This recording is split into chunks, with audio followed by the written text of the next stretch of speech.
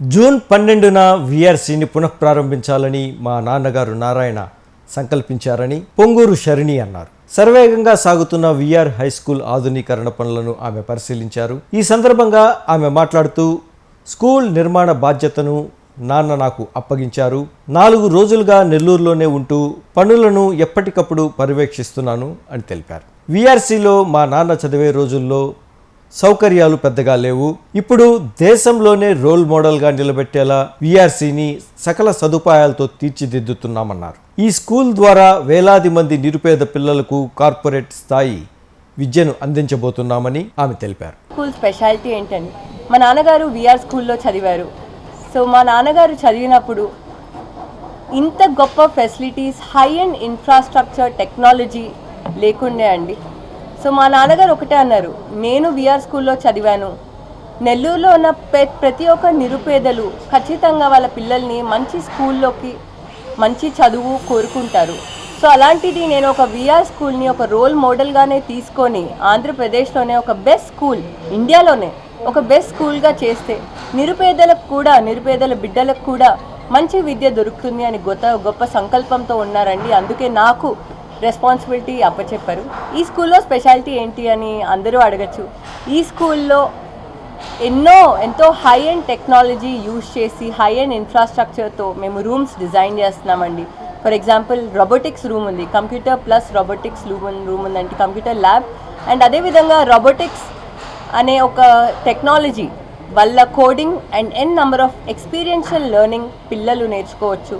అదేవిధంగా dance room ఉంది, అదేవిధంగా మ్యూజిక్ రూమ్ ఉంది, ఆర్ట్స్ రూమ్ ఉంది.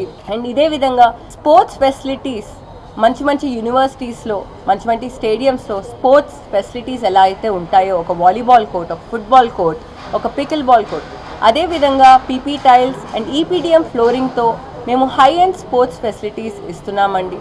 ఇదొకటే కాదు, biology lab, physics lab, chemistry ల్యాబ్తో పాటు స్టీమ్ లెర్నింగ్ అని దాదాపు చాలా స్కూల్స్లో ఇప్పుడు స్టీమ్ లెర్నింగ్ యూజ్ చేస్తున్నారండి.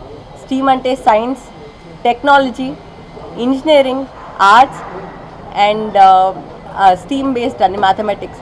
సో ఈ స్టీమ్ బేస్డ్ లెర్నింగ్ ఇంటిగ్రేట్ చేస్తే ఖచ్చితంగా పిల్లలు బాగా చదువుకోవచ్చు. సో స్టీమ్ బేస్డ్ లెర్నింగ్ కూడా ఉంది. అండ్ ఇదే విధంగా హైడ్రోఫోనిక్స్ అనే కొత్త కాన్సెప్ట్తో మేము ఈ స్కూల్లో తేబోతున్నాము.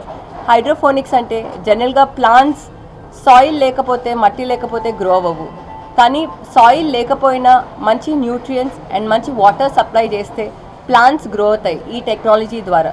సో ఈ టెక్నాలజీ ద్వారా ప్రైమరీ పిల్లల నుంచి హై స్కూల్ పిల్లల వరకు ఇది ఒక ఎన్వైర్న్మెంట్ యాక్టివిటీగా కూడా ఉంటుంది. అండ్ స్టెమ్ కూడా ఇంటిగ్రేటెడ్ ఉంటుందండి.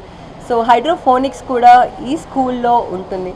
ఈ స్కూల్ని మేము హై లెవెల్లో హై ఇన్ఫ్రాస్ట్రక్చర్ పెట్టి ఒక హై స్టాండర్డ్గా చేయబోతున్నాము. అండ్ జూన్ 12 కోసం మేము అందరూ వెయిట్ చేస్తున్నాము. ఎన్సీసీ వాళ్ళు చాలా బాగా కోఆపరేట్ చేస్తున్నారు. వాళ్ళు సిఎస్ఆర్ యాక్టివిటీగా ఇది చేస్తున్నారు. నేను స్పెషల్ రెస్పాన్సిబిలిటీ తీసుకున్నాను, ఎందుకంటే మా నాన్నగారు P4 ద్వారా, చంద్రబాబు నాయుడు గారు P4 అనే ఇనిషియేటివ్ రిలీజ్ చేశారండి. సో దాని ద్వారా నేను 20 ఫ్యామిలీస్ని ఈ స్కూల్లో అడాప్ట్ చేసుకున్నాను. సో నాకు ఒక స్పెషల్ రెస్పాన్సిబిలిటీ ఉంది.